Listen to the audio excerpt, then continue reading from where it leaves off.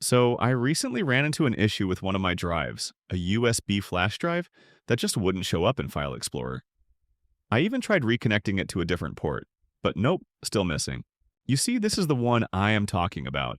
All the other drives and volumes in disk management were accessible in File Explorer, but not the USB flash drive.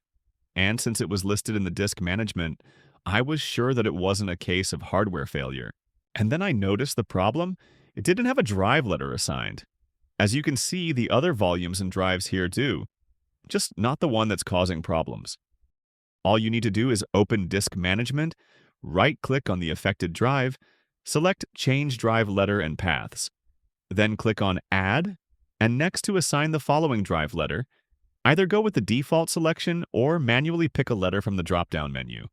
Finally, click OK to save the changes. Now, when I head back to the File Explorer and refresh the window, the drive is both visible and accessible. So if your USB or any drive ever disappears from File Explorer, don't panic. Just assign it a drive letter, and you're good to go. That's all for now. If you learned something new, hit the like button, share this video with others, and subscribe to Tech in Moments so you never miss a quick, smart tech tip again.